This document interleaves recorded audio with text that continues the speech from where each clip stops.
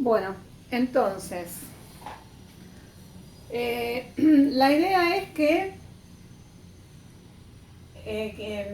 poder obtener el área que hay bajo esa curva. Esta curva tiene una determinada ecuación, es una función igual f de x y las imágenes son positivas, ¿sí? Entonces, lo que quiero hacer es ver cómo podría obtener el área de de la función, el área, perdón, no el área de la función, el área que hay bajo la curva de la función entre el intervalo AB. Entonces, en principio, todo indica que la función tiene que estar definida y además acotada. Por ejemplo, no podría tener una asíntota porque ahí no tendría la curva bajo la curva, ¿no?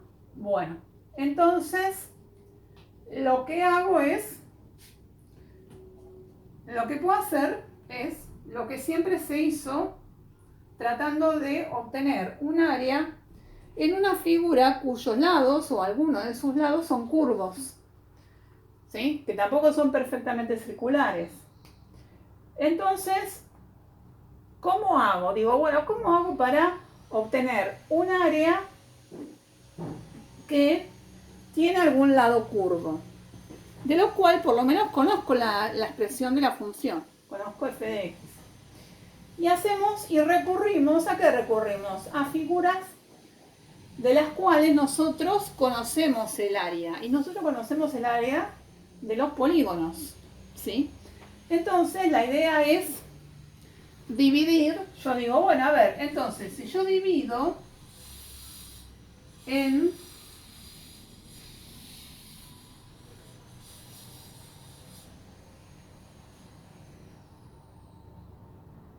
partes preferentemente iguales,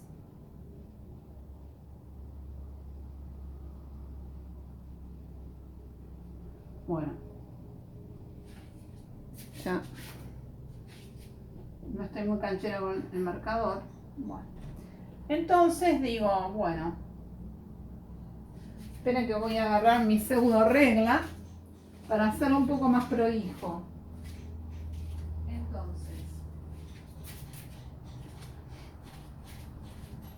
Entonces digo, bueno, voy a dividir y voy a dividir todo este recinto que me queda debajo de la curva. Digo, bueno, lo voy a dividir en rectángulos, preferentemente de la misma longitud. ¿Por qué de la misma longitud? Y porque así puedo establecer alguna generalización. ¿Cuál va a ser la generalización? Y dividir el intervalo AB en n partes. Eso me va a permitir a mí, entonces, a ver,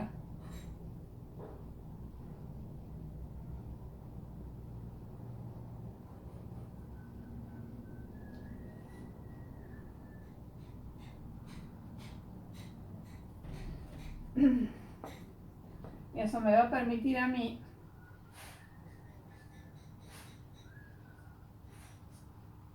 en principio obtener una aproximación y un poco grosera quizás, pero digo, bueno, algo es algo.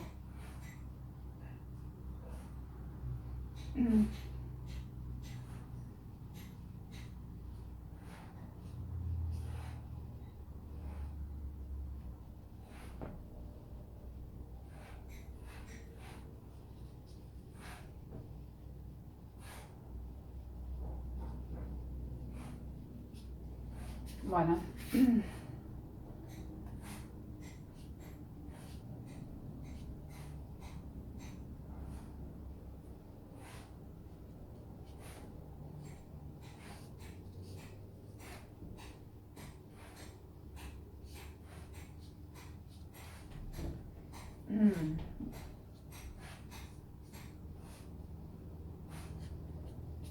bueno, se entiende la idea, ¿no? Bien, Entonces, digo, bueno, acá dividí, supongamos que son todas iguales las partes, entonces digo, bueno, pero ya acá digo, bueno, acá dibujo un rectángulo, ¿no? Acá dibujo un rectángulo, acá dibujo otro rectángulo, acá dibujo otro rectángulo, acá dibujo otro rectángulo, dibujo otro rectángulo, otro y otro.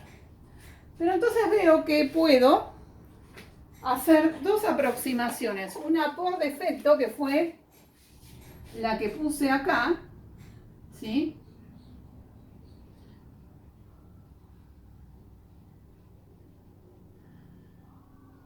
Lo que hice fue tomar el mínimo de cada intervalo, ¿sí? Por un lado puedo tomar el mínimo, entonces voy a, o sea, tomo los rectangulitos y de cada rectangulito, fíjense que estoy tomando el mínimo, ¿sí? Y ahora entonces voy a hacer otra con los rectangulitos de la misma base, pero de cada rectangulito voy a tomar como altura el máximo de cada uno de los rectángulos.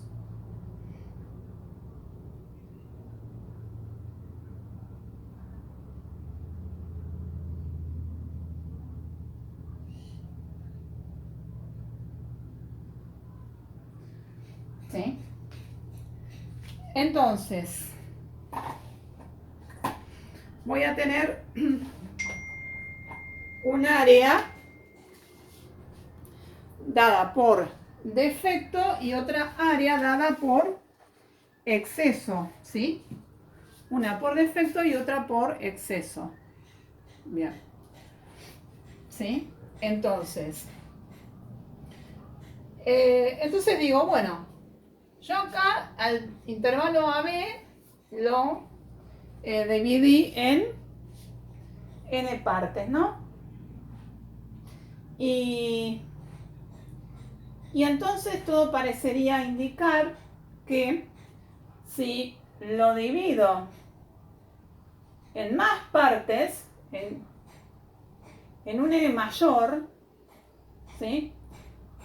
Tanto el área por defecto como el área por exceso tendrían a primero parecerse más y también a estar más cerca del área real, ¿no? Entonces, de ese modo es la idea a través de la cual puedo obtener el área, es decir, hacer una partición que si ese número de divisiones que hago sobre el intervalo AB tiende a infinito, entonces, calculando ese límite justamente podría tratarse del área. Entonces, nosotros hicimos una partición.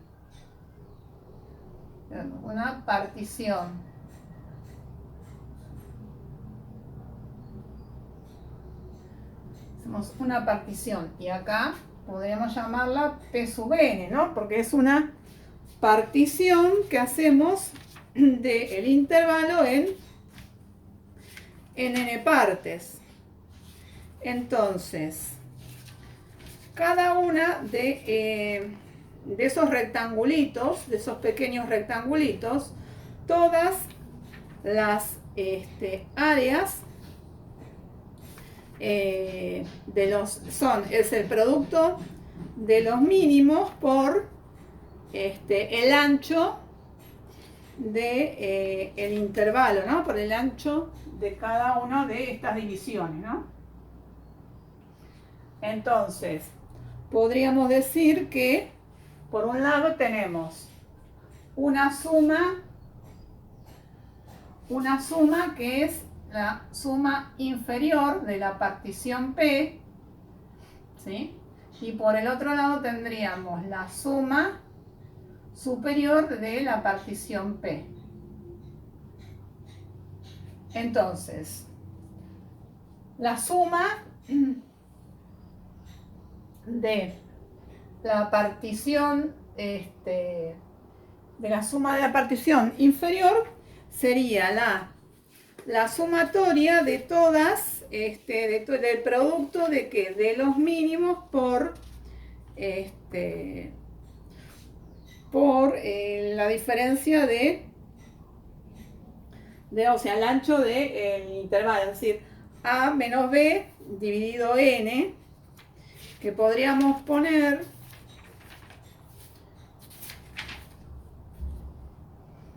X sub I, X sub 1, a ver. Bien, entonces la suma de los sería la sumatoria desde I igual a 1 hasta N de M sub I por X sub I más 1 menos X sub I. Sí, esto donde, por ejemplo, la partición que hice fue dividir al intervalo AB en n o n menos 1 o n más un parte. Entonces acá tendría x1, x2. Lo más cómodo es que sean iguales, ¿no? O sea, hacer, por ejemplo, a menos b dividido n y que ese sea el ancho de todos los intervalos, ¿no? Pero puede que no... La sumatoria sería generalizada, ¿no? O sea, claro. Entonces, el ancho lo puedo considerar como, suponga tenemos x1, x2, cada uno de los extremos del intervalito en que dividí, que hice la partición del intervalo AB. Bueno, entonces el ancho es x sub I más 1 menos x sub I. Y bueno, y cada uno de estos sería el mínimo, ¿no? Y las sumas superiores, y igual a 1 hasta n de el máximo por x sub I más 1 menos x sub I. Entonces,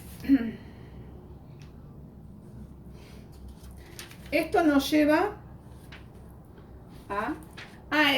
no sé si lo vieron, pero hay una hoja más abajo del práctico que les vi, hay una hoja en blanco y después está la parte de integral definida, que se me quedó al final del práctico del año pasado. Pero bueno, eso lo podemos usar igual porque bueno, ya hay un ejercicio de este tipo para hacer particiones y demás. Bien, entonces supongan que tenemos, tener en cuenta esto,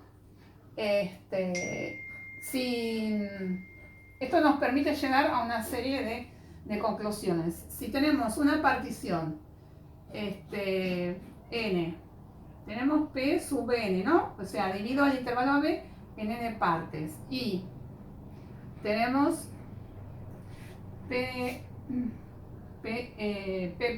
digamos, pero que está dividido en m partes con m mayor que n, ¿sí? Entonces, si el número m es mayor, me queda dividido el intervalo AB en más partes. Entonces, si me queda dividido en más partes, P', la partición P' es más fina que la partición P. Se dice que es más fina.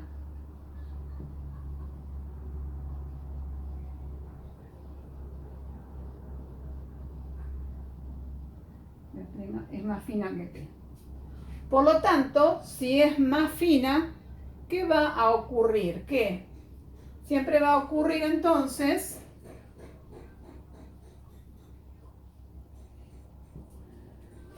va a ocurrir que, ¿cómo va a ser la relación entre ambas sumas inferiores?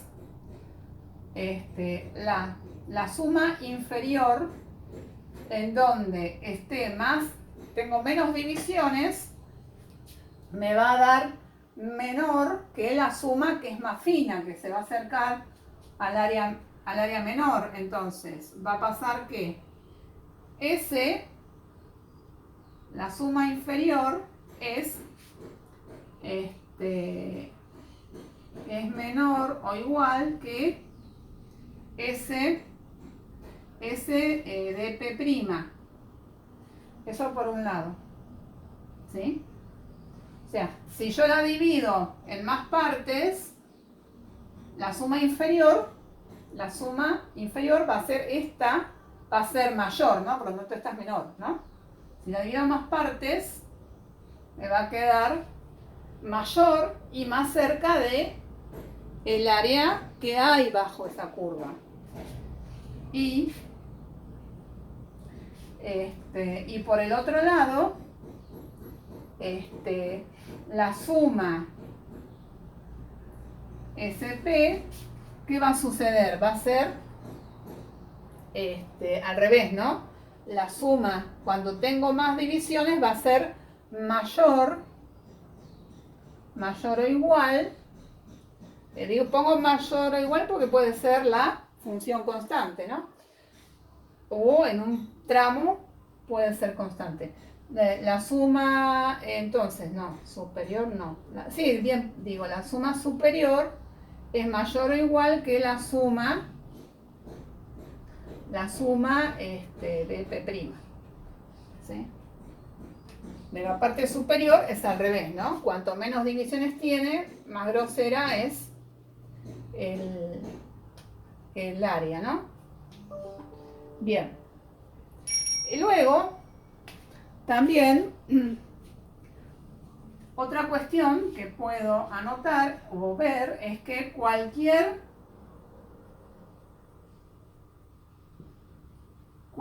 suma inferior es menor que puede ser menor o igual, porque se puede tratar también de la función constante, que cualquier suma superior.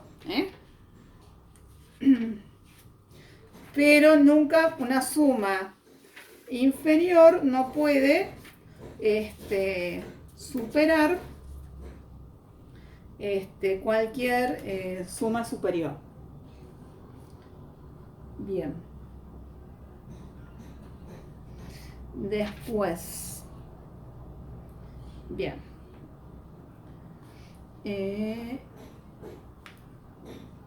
Bien, y entonces ya nos vamos acercando, a ver si no falta nada. Bien. Entonces, todo parece indicar que que hay alguna especie de cota acá, que justamente que a medida que estas divisiones tiendan a infinito, justamente estas sumas, tanto la inferior como la superior, van a tender a ¿qué? A un número i que viene a ser justamente el área que hay en ese recinto. Entonces,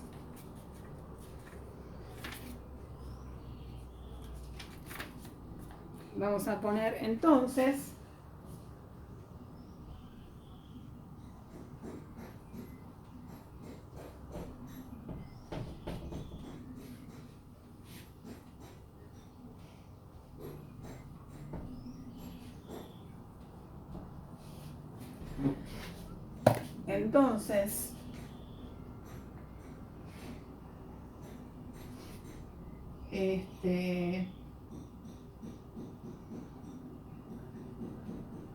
si n tiende a infinito, entonces tanto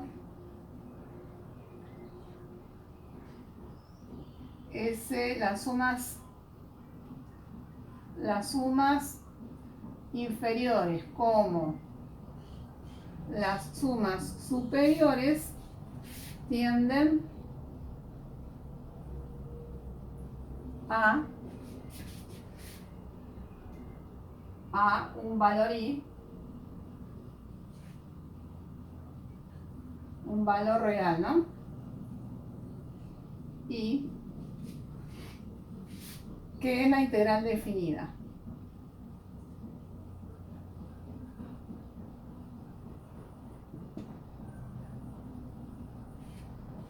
La integral definida.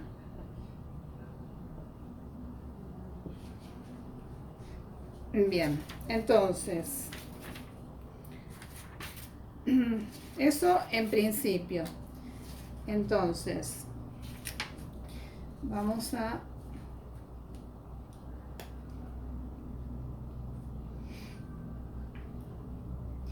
Entonces, vamos a definir de una forma un poquitito más formal esto de lo que es la integral definida. La idea es esta, que les acabo de comentar, y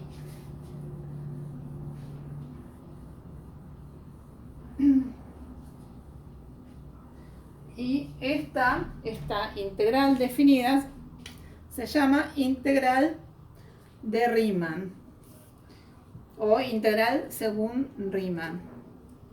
Entonces, vamos a definirla. Entonces, veamos.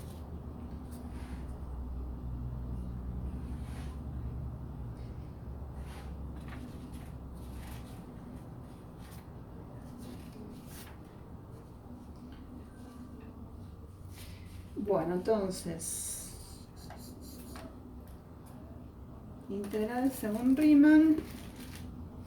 Espera que lo busque, pero...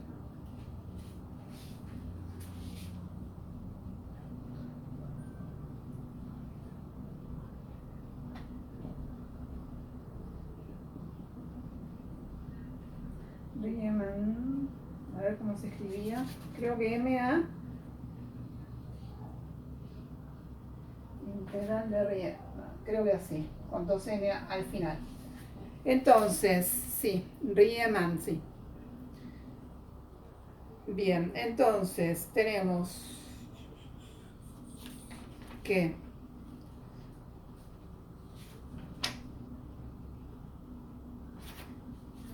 tener una función definida y acotada en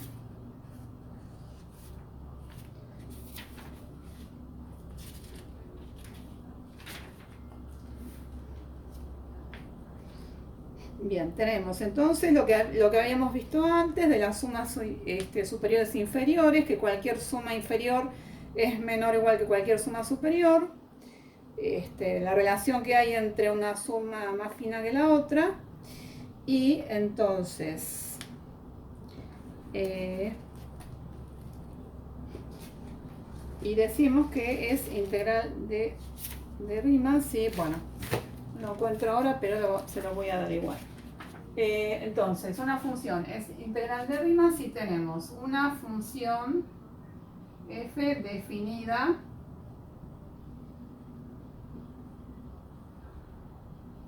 en AB,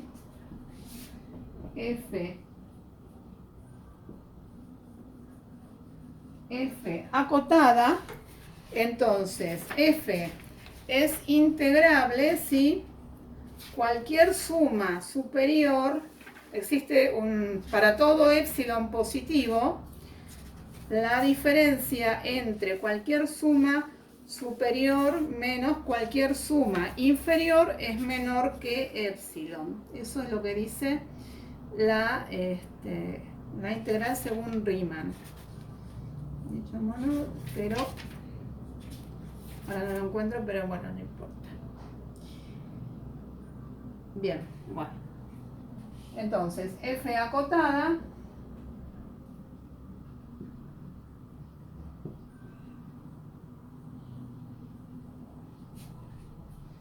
según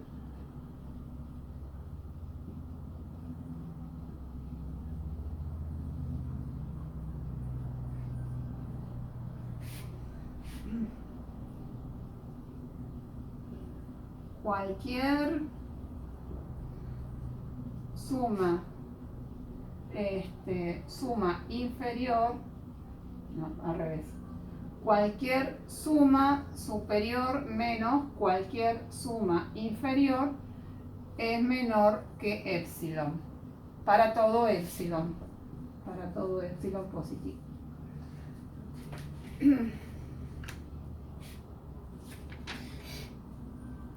¿Qué estamos queriendo decir con eso? Que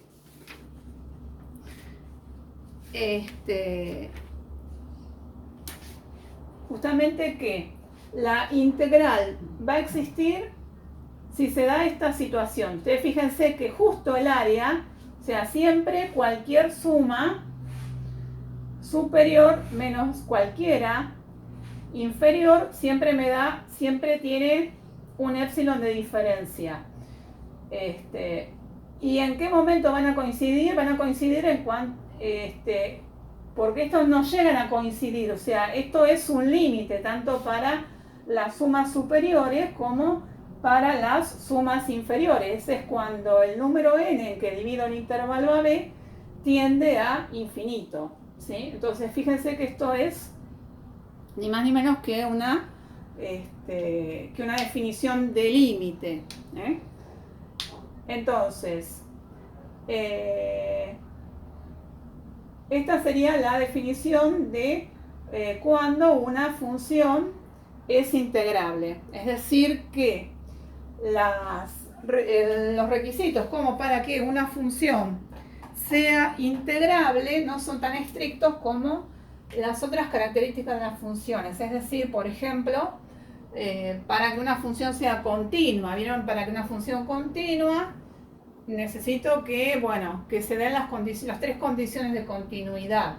Para que sea derivable también tiene que existir el límite de, además de ser continua, tiene que existir el límite de el cociente incremental.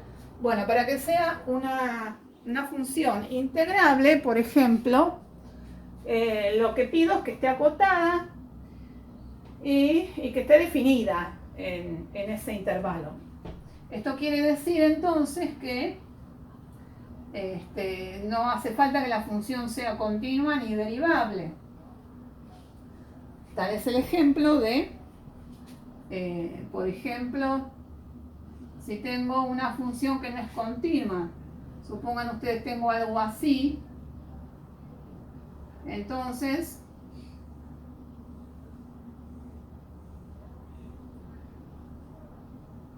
lo que sí tiene que estar es definida, o sea, en cada punto debe existir la imagen, tiene que estar definida, pero no hace falta que sea continua, ni derivable tampoco. Entonces, justamente, esta función, por ejemplo, lo que representamos en este gráfico, sí sería derivable, integrable, ¿sí? Está acotada y está definida. Y después se cumple el requisito de tanto de las sumas inferiores como el de las sumas superiores. Cuando suceden estos casos así, que la función no es continua, pero que tengo, por ejemplo, acá tengo la imagen y acá tendría un agujerito, supongan ustedes, ahí se dice que tengo un conjunto de medida nulo.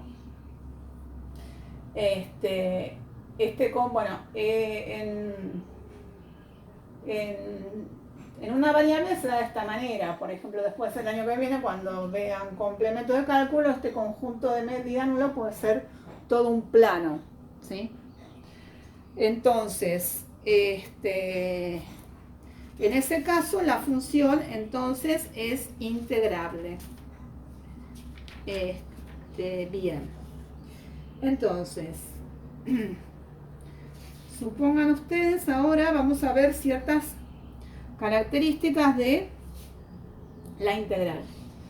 La integral entonces se define este número i, que es el límite de cuando n tiende a infinito, tanto de las sumas inferiores como las sumas superiores, se llama la integral definida de a en b de f. ¿Sí? porque después vamos a ver que justamente hay una relación entre las integrales que estuvimos viendo con este número que representa el área bajo la curva. Entonces, esto yo cuando empezamos a ver integrales, les dije que esto simbolizaba suma, ¿no? Y esta es una suma que tiene que ver con esto que vimos recién. Y es la suma entre A y B. De la suma de... Sería una suma definida, se diferenciaría de una sumatoria, porque la sumatoria tiene que ser, si bien puedo tener una sumatoria infinita, es una sumatoria, el índice de la sumatoria va en valores discretos, ¿sí? Va en el símbolo de la sumatoria, va desde igual a hasta un valor de igual a hasta n, o puede ir hasta infinito, pero siempre esto se trata de valores naturales. Esto en cambio, esta suma, se trata de valores que reales, ¿no? Porque estamos entre A y B, entre los valores reales de un intervalo real, valga la redundancia. Bien. Entonces, como esta integral, esta área, resultó ser una suma muy particular, podemos decir que tenemos una propiedad aditiva.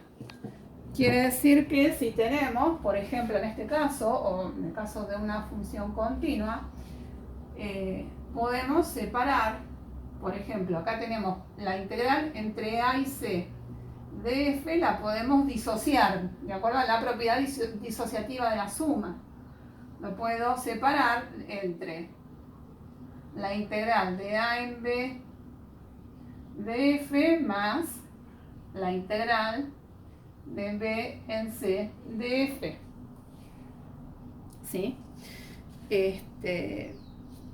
Bien. Y a partir de acá, entonces, vamos a ir viendo ciertas propiedades, ciertos teoremas que me van a ir conduciendo a la relación que hay entre la integral definida y las integrales que vimos antes, incluso la relación que hay entre la derivada también, que al principio, o sea, históricamente la derivada se dio por un lado y la integral se la dio por otro. El lado de las integrales vino por la resolución de estos problemas, tratar de encontrar áreas que tienen, de figuras que tienen lados curvos, que no son polígonos, Y por el otro lado vino la derivada, sobre todo por el estudio de la física, ¿no? La velocidad, lo que pasa con las magnitudes físicas instante a instante, y ahí es donde apareció la derivada.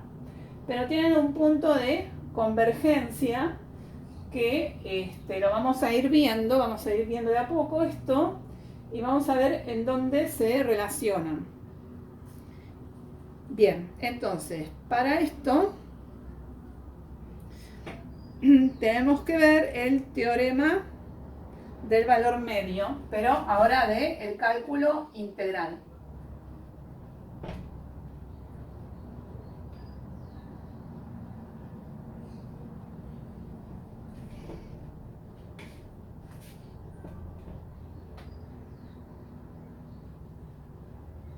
Teorema del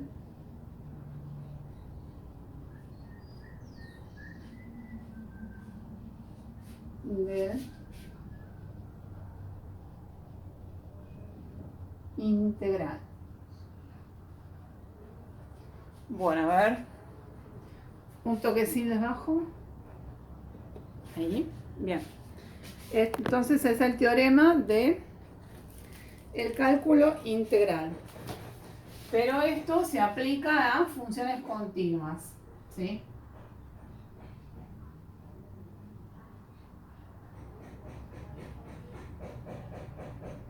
Para funciones continuas. O sea, para que se cumpla el teorema, la función tiene que ser continua. Para que sea integrable, no, pero para que se le pueda aplicar este teorema sí, porque la hipótesis es, si tenemos f continua,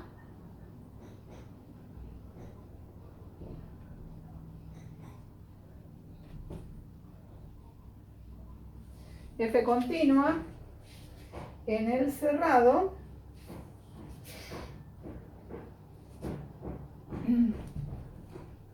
entonces, o sea, si una función es continua, seguro que es integrable, ¿no? Entonces, existe un punto C que pertenece al interior del intervalo, tal que f de C es igual a 1 sobre b menos a por la integral de a en b de f. Y f de C es el valor medio de f en a. Entonces, nosotros tenemos,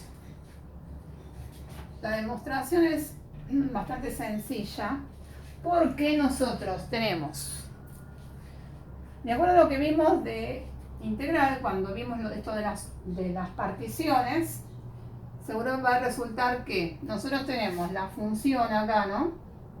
Tenemos la función definida en AB. Entonces, supongo, este es el mínimo y este es el máximo, ¿no? ¿Sí? Este es el mínimo y este es el máximo. Entonces, la partición más gruesa será b menos a por el mínimo. Esa es la partición más grosera de todas, ¿no? Y la más grande será b menos a por m. Entonces, la integral, el valor de la integral entre a y b de f va a estar entre la partición b menos a, va a ser menor o igual que el área, esto es, representa justamente este valor i igual a la integral entre a y b, esto es el área, o sea, es esto, y esto a su vez es el máximo por b menos a. ¿Sí? Entonces, b menos a es un número, positivo, ¿no es cierto? Entonces, porque para tener un intervalo AB, B es el valor que está a la derecha y al valor de la izquierda, quiere decir que esto es positivo. Vamos a dividir los tres miembros de la desigualdad por B menos A, entonces nos queda M menor o igual que, vamos a poner 1 sobre B menos A, integral de A en B de F, menor o igual que el mínimo. Entonces, el valor, entonces, esto es un valor K, porque la integral es un valor real, ¿sí? Entonces, tenemos un valor K.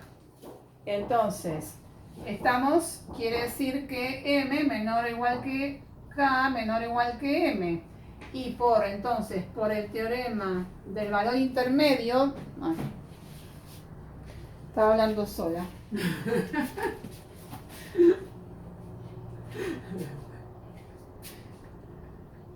Ya se me había cortado.